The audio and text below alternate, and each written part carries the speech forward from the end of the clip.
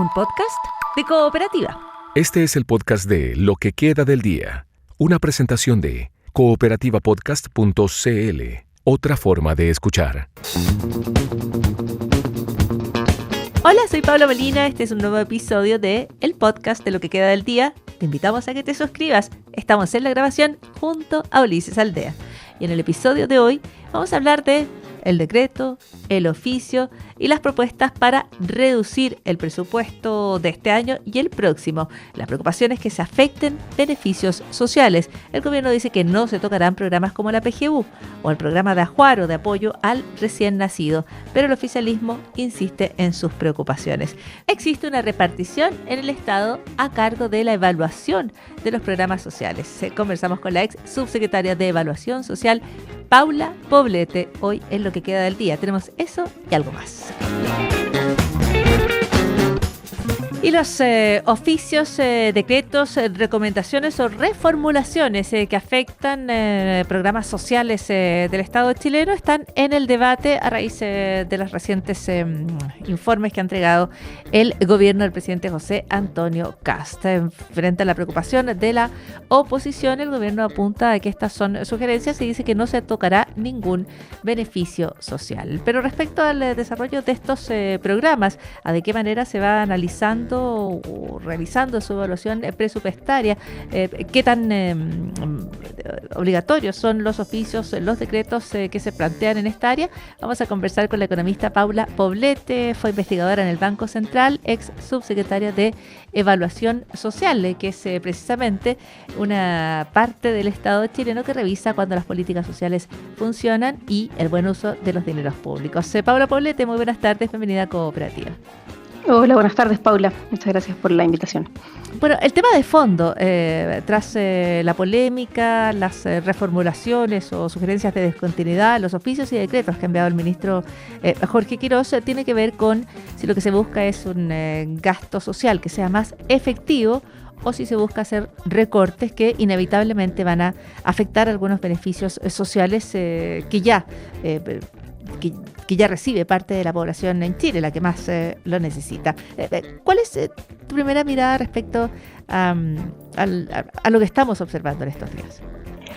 Sí, a ver, Paula, yo quisiera hacer una distinción porque hay harta información circulando y es importante distinguir, ¿no? Una es el recorte que ya se produjo, ¿sí? Hay un decreto que efectivamente establece recortes en todos los ministerios y eso ya existe y la recomendación, que es el siguiente oficio, toma como base ese recorte, ¿sí? O sea, indica todas las recomendaciones que han sido las más polémicas, que tenían que ver con el verbo descontinuar o con ajustar presupuestariamente, parten de la base del recorte que ya se hizo y que, de hecho, los oficios, digamos, el decreto y el oficio tienen una diferencia de 2 días, están muy pegaditos, por eso como que todo se ha confundido.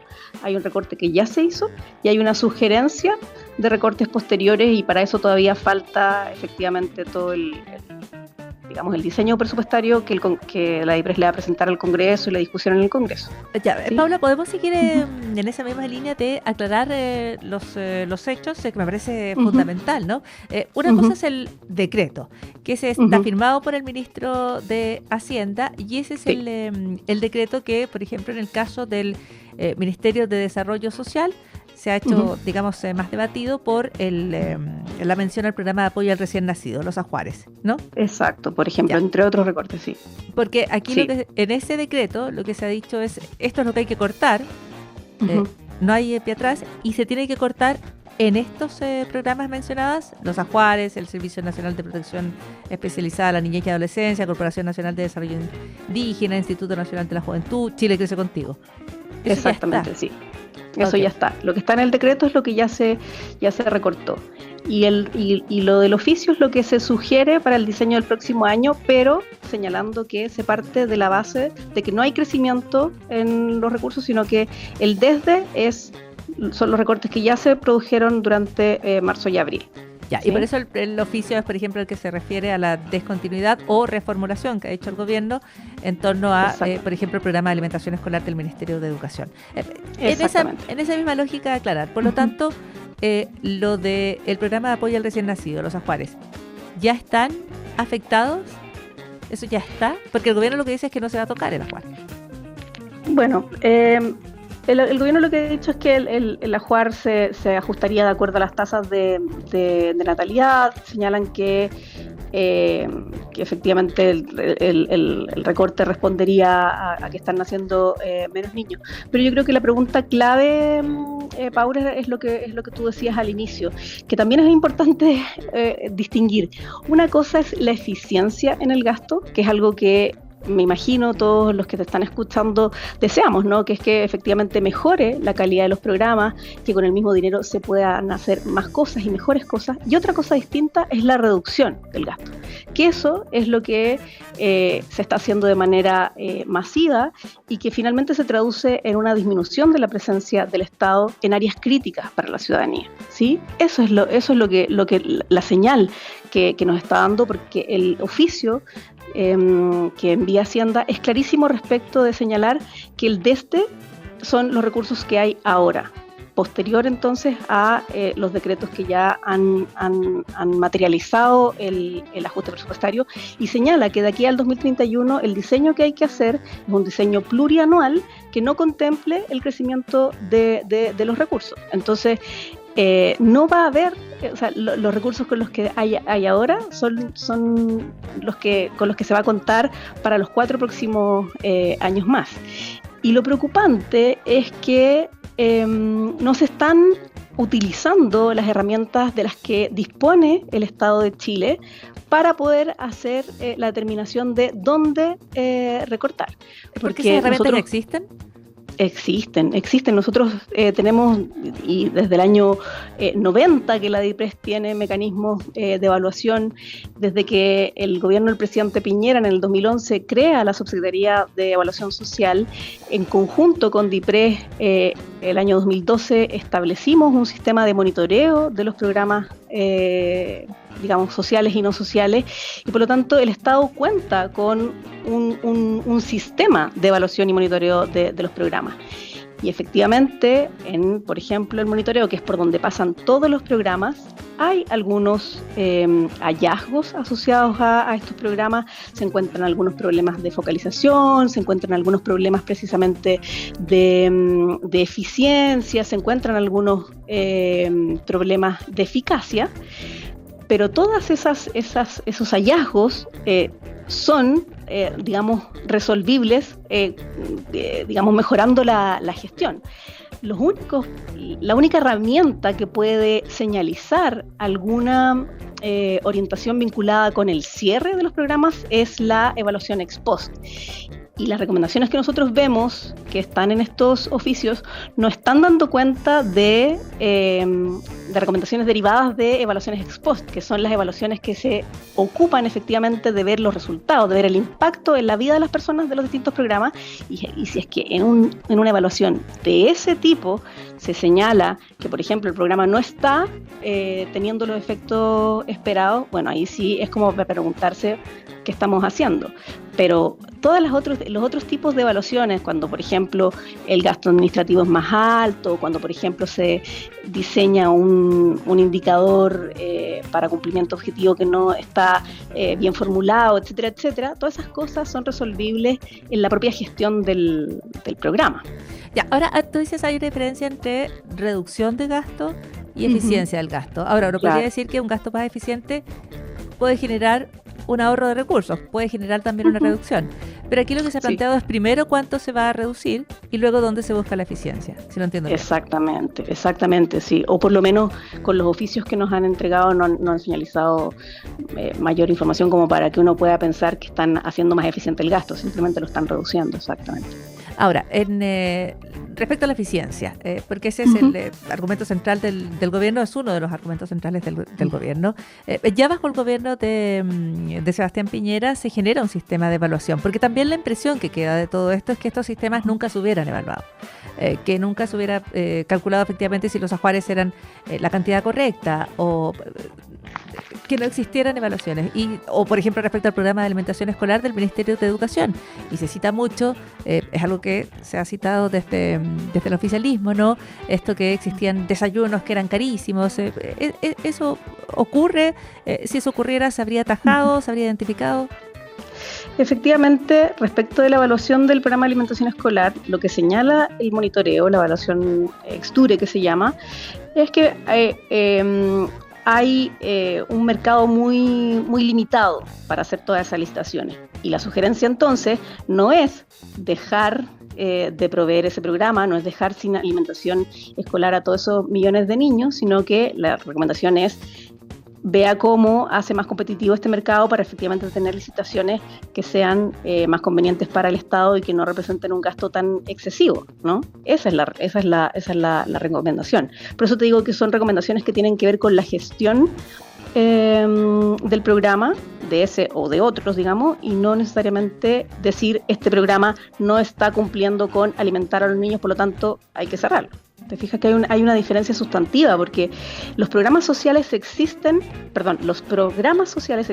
resolver problemas sociales, ¿sí? Tú encuentras un problema y defines cuál va a ser tu herramienta para resolver ese problema.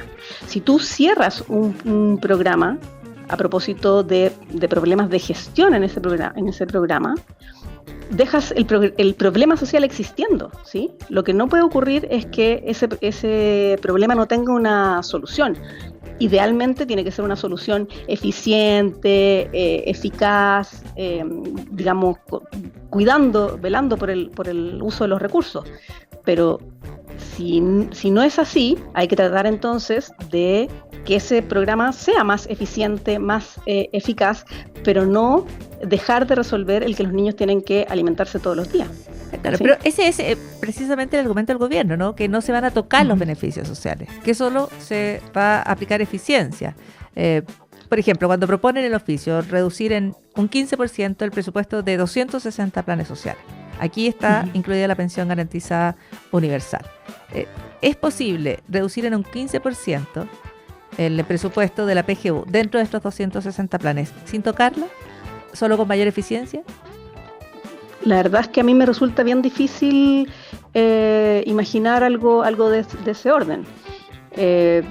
Lo mismo ocurre, por ejemplo, a propósito de la cifra, ¿no? El 15%. Lo mismo ocurre con un montón de otros programas, porque han dicho que porque eran dos verbos, uno era descontinuar y el otro era ajustar presupuestariamente. Todos los que decían ajustar presupuestariamente es el recorte que hay que hacer, de un 15%, como mínimo. La verdad es que resulta bien difícil de imaginar cómo se pueden eficientar todos esos programas y llegar con la misma provisión social con la que se ha estado llegando hasta ahora. O sea, o uno tendría que pensar que efectivamente hay un 15% fijo de malgasto, ineficiencia, personas que están beneficiándose indebidamente de cada uno de estos programas, de pensión garantizada universal, de bono invierno, de subvención de gratuidad. ¿Eso es posible? ¿Es razonable? ¿Matemáticamente razonable? La verdad es que para mí es bien difícil de imaginar que algo así esté ocurriendo, digamos. Es más plausible imaginar que esos recortes se van a traducir en menos prestaciones. No, los números no dan para un recorte de ese tamaño. El gobierno insiste en que no se van a tocar beneficios sociales. Cuando se le pregunta por los ajuares, esa es la respuesta. Cuando se le pregunta por PGU, esa es la respuesta, que no se tocan los beneficios sociales. Bueno, Paula, la verdad es que también nos dijeron que descontinuar no significaba descontinuar, entonces es difícil ponderar las palabras del gobierno, porque no han sido lo suficientemente claros con sus comunicaciones. Yo espero sinceramente que la provisión de todos estos servicios no esté en riesgo. Son millones de personas en Chile que dependen de la protección social. Acá hay hay ciertas personas que creen que el mercado lo puede resolver todo, pero la verdad es que eso no es así. Hay millones de personas que dependen de la salud pública, que dependen de la educación pública, que dependen de la seguridad social. Por lo tanto, no es tan sencillo como que la única política social sea tener trabajo y que con eso se va a resolver todo. No es así. Hay muchos estudios que relevan la importancia de la protección social, la importancia de las políticas sociales en todo este tiempo, de cómo en un país tan desigual como el nuestro, la política social finalmente ha contribuido no solo a superar la pobreza, sino también a disminuir la desigualdad. Entonces, es importante que cuidemos el sistema de protección social que Chile, con mucho esfuerzo desde el año 90, ha ido construyendo y reforzando para que el crecimiento de Chile llegue a todos y todas. Muy bien, Paula Poblete, muchísimas gracias por estos minutos con Radio Cooperativa. Gracias, Paula. Muy buenas Ojalá sea como nos están diciendo el gobierno. Hasta luego. Hasta luego. Economista chilena, ex investigadora en el Banco Central, ex subsecretaria de Evaluación Social. Paula Poblete conversando en lo que queda del día. Seguimos en lo que queda del día mirando a los planetas y a los que no son planetas también, como Plutón. Pero ¿podría Plutón volver a ser parte de los planetas que reconocemos? Nunca lo ha sido, según la definición vigente de la Unión Astronómica Internacional. Pero durante décadas Plutón sí fue considerado un planeta, desde que lo descubrieron en el año 1930 hasta el 2006. Ahora, desde la NASA, se vuelve a abrir el debate respecto a Plutón, porque su nuevo administrador, el billonario J.R. Isaacman, declaró ante el Congreso en Estados Unidos que él apoya la idea de que Plutón recupere la categoría de planeta. Dijo también que se están elaborando documentos que impulsen una revisión dentro de la comunidad científica. Plutón tiene un peso particular en Estados Unidos. Lo descubrió Clyde Tombaugh, originario de Kansas, y es el único planeta descubierto por un estadounidense. Pero, ¿por qué no es planeta y nunca lo fue? Según la IAU, un planeta debe cumplir 3 condiciones. Debe orbitar el Sol, debe tener una forma esférica y tiene que haber despejado su órbita. Plutón cumple las 2 primeras condiciones, pero no la tercera, porque comparte su zona con otros objetos del cinturón de Kuiper. Ese cinturón es una región activa y diversa donde hay muchísimos mundos helados, con sus propias órbitas, con superficies dinámicas, con distintas composiciones químicas. En el caso de Plutón, de hecho, hay imágenes que tomó la sonda New Horizons que revelan montañas de hielo, glaciares de nitrógeno. Tiene una geografía muy compleja para un objeto de su tamaño, enano. Hoy Plutón no es un planeta, pero sigue siendo uno de los cuerpos más reconocidos y populares del sistema solar. Si se lo describiera como planeta, entonces la definición se ampliaría para incorporar a todos estos demás objetos dentro del cinturón y se volvería quizás incomprensible. Así que Plutón puede que siga como un planeta enano y quizás baste con eso. Y todo esto es parte de lo que queda del día.